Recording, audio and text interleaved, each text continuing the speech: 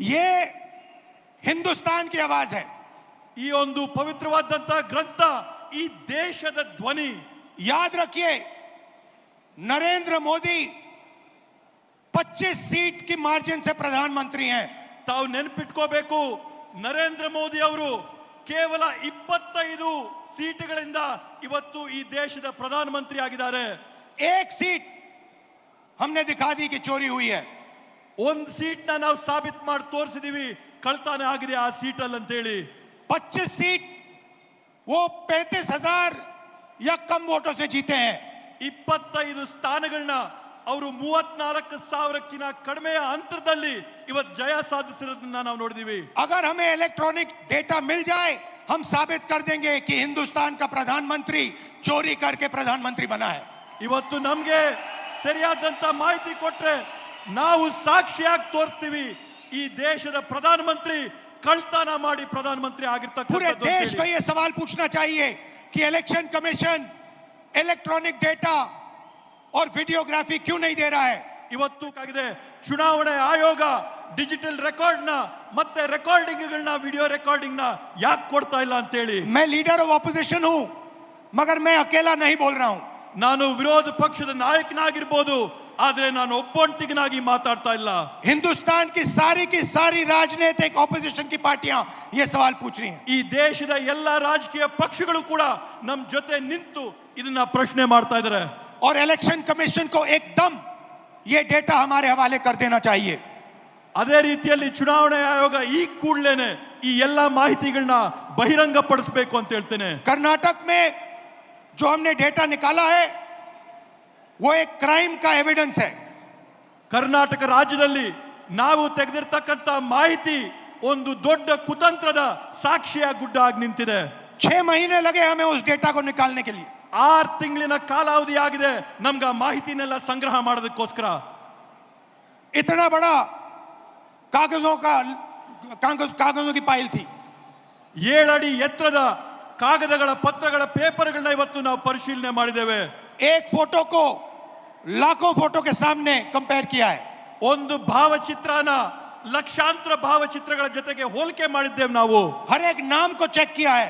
ಪ್ರತಿಯೊಂದು ಹೆಸರನ್ನ ನಾವು ಪರಿಶೀಲನೆ ಮಾಡಿದ್ದೇವೆ.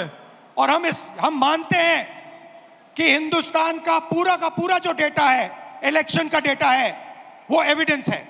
ಇವತ್ತು ನಾವು ಹೇಳ್ತೀವಿ ಭಾರತ ದೇಶದಲ್ಲಿ ನಡೆದಿರ್ತಕ್ಕಂಥ ಚುನಾವಣೆಗಳಲ್ಲಿ ಇರ್ತಕ್ಕಂಥ ಮತಪಟ್ಟಿಗಳು ಇದಕ್ಕೆ ಸಾಕ್ಷಿಯಾಗಿವೆ. ಪ್ರತಿಯೊಂದು ಈ ಮತಗಳ और अगर उसको किसी ने डिस्ट्रॉय किया तो वो एविडेंस को डिस्ट्रॉय कर रहा है। ಇವತ್ತು ನಾವು ಯಾರನ್ನೇ ಪ್ರಶ್ನೆ ಮಾಡಿದ್ರು ಕೂಡ ಅವರು ಈ ಸಾಕ್ಷಿನ ನಾಶ ಮಾಡಂತ ಕುತಂತ್ರದಲ್ಲಿದ್ದಾರೆ. और उस क्राइम को आगे बढ़ा रहा है। ಈ ರೀತಿಯಾದಂತ ಕುತಂತ್ರನ ಈ ತಪ್ಪುಗಳನ್ನ ಅವರು ಮುಂದುವರಿಸ್ತಾನೆ ಹೋಗ್ತಾ ಇದ್ದಾರೆ. और इलेक्शन कमीशन के लोगों को एक और बात माननी होगी, समझना होगा। ಇವತ್ತು ಎಲೆಕ್ಷನ್ ಚುನಾವಣೆ ಆಯೋಗದವರು ಜನರ ಹತ್ರದಿಂದ ಕೇಳಂತ ಮತ್ತೊಂದು ಪ್ರಶ್ನೆಗೆ ಉತ್ತರ ಕೊಡಬೇಕಾಗ್ತದೆ. हमें एक सीट की सच्चाई निकालने के लिए 6 महीने लगे। ನಮಗೆ ಒಂದು ಸೀಟಿನ ವಾಸ್ತವಾಂಶ ತೆಗೆರಷ್ಟರಲ್ಲಿ 6 ತಿಂಗಳಿನ ಕಾಲಾವಧಿ ಬೇಕಾಗಿತ್ತು. मगर अगर आपने हमें डेटा नहीं दिया तो हम ये काम 1 नहीं 10, 15, 20, 25 सीटें में भी कर सकते हैं। ನೀವೇನಾದ್ರೂ ನಮ್ಗೆ ಈ ಮಾಹಿತಿನ ಕೊಟ್ಟಿಲ್ಲ ಅಂದ್ರೆ ನೇರವಾಗಿ ನಾವು ನಿಮ್ಗೆ ಹೇಳ್ತಾ ಇದೀವಿ, ಒಂದು ಕ್ಷೇತ್ರ ಅಲ್ಲ 5, 10, 15, 25 ಕ್ಷೇತ್ರಗಳಲ್ಲಿ ನಾವು ಈ ಮಾಹಿತಿನ ಸಂಗ್ರಹ ಮಾಡಿ ಬಹಿರಂಗ ಮಾಡ್ತೀವಿ. पेपर कॉपियां हैं हमारे पास। ನಮ್ಮ ಹತ್ರ ಮಾಹಿತಿ ಇದೆ ಇದ್ರ ಬಗ್ಗೆ. आप छुपा नहीं सकते। ನೀವು ಇದನ್ನ ಯಾವುದೇ ಕಾರಣಕ್ಕೂ ಬಚ್ಚಿಡಕ್ಕಾಗಲ್ಲ, ಮುಚ್ಚಿಡಕ್ಕಾಗಲ್ಲ. और आप छुप नहीं सकते। ನೀವು ಸುಮ್ಮನೆ ಕೂಡ ಇರಕ್ ಸಾಧ್ಯವಿಲ್ಲ.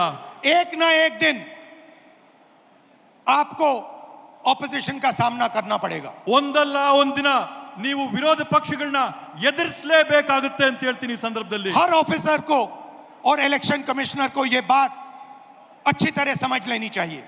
ಚುನಾವಣೆ ಆಯೋಗದ ಪ್ರತಿಯೊಬ್ಬ ಅಧಿಕಾರಿಗೆ, ಅವರ ಮುಖ್ಯಸ್ಥರಿಗೆ, ಪ್ರತಿಯೊಬ್ಬರಿಗೂ ಕೂಡ ಈ ವಿಷಯ ಮನವರಿಕೆ ಆಗಬೇಕು ಅಂತ ಹೇಳ್ತೀನಿ. यहाँ पे एक लोकसभा चोरी की गई है। ಇಲ್ಲೇ ಒಂದು ಚುನಾವಣೆಯ ಫಲಿತಾಂಶನ ಕಳ್ತನ ಮಾಡಿದಂತಾಗಿದೆ. ये एक क्रिमिनल एक्ट है, कर्नाटक की जनता के खिलाफ एक क्रिमिनल एक्ट है। ಇದು ಕರ್ನಾಟಕ ರಾಜ್ಯದ ಜನತೆಯ ವಿರುದ್ಧವಾಗಿ ಇದೊಂದು ದೊಡ್ಡ ಅಪರಾಧವಾಗಿ ನಿಂತಿದೆ. ಅಪರಾಧ ಮಾಡಿದ್ದಾರೆ ಇವತ್ತು ಕರ್ನಾಟಕದ ವಿರುದ್ಧವಾಗಿ. कर्नाटका की सरकार को इस क्राइम का इन्वेस्टिगेशन करना चाहिए और एक्शन लिया जाना चाहिए। ಕರ್ನಾಟಕ ರಾಜ್ಯ ಸರ್ಕಾರ ಈ ಒಂದು ಅಪರಾಧದ ವಿರುದ್ಧವಾಗಿ ತನಿಖೆ ನಡೆಸಬೇಕು, ಜನಕ್ಕೆ ನ್ಯಾಯ ಕೊಡಿಸಬೇಕು ಅಂತ ಈ ಸಂದರ್ಭದಲ್ಲಿ ಹೇಳ್ತೇನೆ. ये जो इलेक्शन कमीशन के ऑफिसर्स हैं जिन्होंने 1000, 10,000, 15,000 लोगों को, फेक लोगों को वोटर लिस्ट में डाला है, इनसे सवाल पूछना चाहिए। ಇವತ್ತು ಯಾವ ಚುನಾವಣಾ ಅಧಿಕಾರಿಗಳಿದ್ದಾರೆ, ಯಾರು ಸೇರ್ಕೊಂಡು 5,000, 10,000, 15,000 ಮತಗಳನ್ನ ಇವತ್ತು ಮತದಾರರ ಪಟ್ಟಿಗೆ ಸೇರಿಸಿದ್ದಾರೆ, ಅವರೆಲ್ಲರನ್ನೂ ಕೂಡ ಇವತ್ತು ಪ್ರಶ್ನೆ ಮಾಡಬೇಕಾಗಿದೆ. और महादेवापुरा की सच्चाई निकालनी चाहिए। ಮತ್ತೆ ಮಹದೇವಪುರ ಚುನಾವಣೆಯಲ್ಲಿ ನಡೆದಂತ ವಾಸ್ತವಾಂಶನ ಹೊರಗೆ ತೆಗಿಬೇಕಾಗಿದೆ. मैं आप सबका दिल से धन्यवाद करता हूं कि आप कांग्रेस पार्टी के कार्यकर्ता जिनके खून में इस संविधान का डीएनए, ನಾನು ಮತ್ತೊಮ್ಮೆ ತಮ್ಮೆಲ್ಲರಿಗೂ ಕೂಡ ಮನಸ್ಪೂರ್ವಕವಾದಂತಹ ಧನ್ಯವಾದ ಹೇಳಕ್ ಬಯಸ್ತೇನೆ.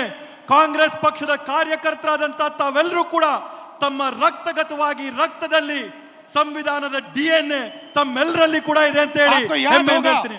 आपको याद होगा कि कर्नाटका की सरकार चोरी की गई थी। ತಮಗೂ ಕೂಡ ನೆನಪಿರಬಹುದು, ಈ ಹಿಂದೆ ಕರ್ನಾಟಕ ರಾಜ್ಯದ ಸರ್ಕಾರನ ಕೂಡ ಕಳ್ತನ ಮಾಡಿದ್ದಂಥದ್ದು. पैसा देकर चोरी की गई थी, ಕಾಸುಗಳನ್ನ ಕೊಟ್ಟು, ಹಣ ಕೊಟ್ಟು ಸರ್ಕಾರ ಕಳ್ತನ ಆಯ್ತು. और मैं आपसे अब कह रहा हूं 100% सबूत के साथ कि लोकसभा में भी आपसे चोरी की गई है। ನಾನು ಮತ್ತೊಮ್ಮೆ ತಮ್ಗೆ ಹೇಳ್ತಾ ಇದ್ದೀನಿ, 100ಕ್ಕೆ 100 ವಿಶ್ವಾಸದೊಂದಿಗೆ ಹೇಳ್ತಾ ಇದ್ದೀನಿ, ಸಾಕ್ಷಿ ಆಧಾರದ ಜೊತೆ ಹೇಳ್ತಾ ಇದ್ದೀನಿ, ಲೋಕಸಭೆಯ ಚುನಾವಣೆ ಕೂಡ ಕಳ್ತನ ಆಗಿದೆ ಅಂತ ಹೇಳಿ. बीजेपी की विचारधारा इस संविधान के खिलाफ है, ಬಿಜೆಪಿ ಅವರ ತತ್ವ ಸಿದ್ಧಾಂತ ಈ ಸಂವಿಧಾನದ ವಿರೋಧವಾಗಿದೆ. और ये हिंदुस्तान के गरीब लोगों का, किसानों का, मजदूरों का, छोटे व्यापारियों का हथियार है।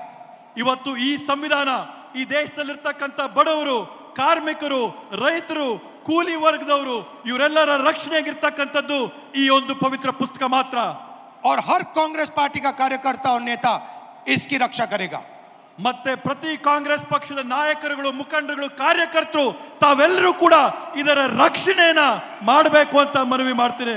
और इलेक्शन कमीशन को एकदम हिंदुस्तान की सारी इलेक्ट्रॉनिक वोटर लिस्ट पिछले 10 साल की हमें दे देनी चाहिए। ಚುನಾವಣೆ ಆಯೋಗ ಇವತ್ತು ಈ ದೇಶದಲ್ಲಿ ನಡೆದಂತ ಕಳೆದ 10 ವರ್ಷದ ಚುನಾವಣೆಗಳ ಮತದಾರರ ಪಟ್ಟಿನ ಈ ಕೂಡಲೇ ಬಿಡುಗಡೆ ಮಾಡಬೇಕು ಅಂತ ಆಗ್ರಹ ಮಾಡ್ತೇವೆ. और वीडियोग्राफी भी दे देनी चाहिए। ಅದರ ಜೊತೆಗೆ ಮತಗಟ್ಟೆಗಳಲ್ಲಿ ಮಾಡಂತ ವಿಡಿಯೋ ರೆಕಾರ್ಡಿಂಗ್ ಕೂಡ ಬಹಿರಂಗಪಡಿಸಬೇಕು ಅಂತ ಹೇಳ್ತೇವೆ. और अगर ये नहीं देंगे तो वो एक क्राइम को छुपा रहे हैं। ಇವರೇನಾದ್ರೂ ಈ ಮಾಹಿತಿನ ಹಂಚಿಲ್ಲ ಅಂತಂದ್ರೆ ಇವರೊಂದು ದೊಡ್ಡ ಅಪರಾಧನ ಬಚ್ಚಿಡ್ತಾ ಇದ್ದಾರೆ ಅಂತ ಆಗುತ್ತೆ. और बीजेपी को इलेक्शन चोरी करने की मदद कर रहे हैं। ಮತ್ತೆ ಅದರ ಜೊತೆಗೆ ಚುನಾವಣೆ ಆಯೋಗ ಬಿಜೆಪಿ ಪಕ್ಷಕ್ಕೆ ಚುನಾವಣೆಯ ಮತಗಳ್ಳತನ ಮಾಡೋದಕ್ಕೆ ಸಹಕಾರ ಕೊಡ್ತಾ ಇದೆ ಅಂತ ಆಗುತ್ತೆ. जय संविधान, जय हिंद, ಜೈ ಸಂವಿಧಾನ್.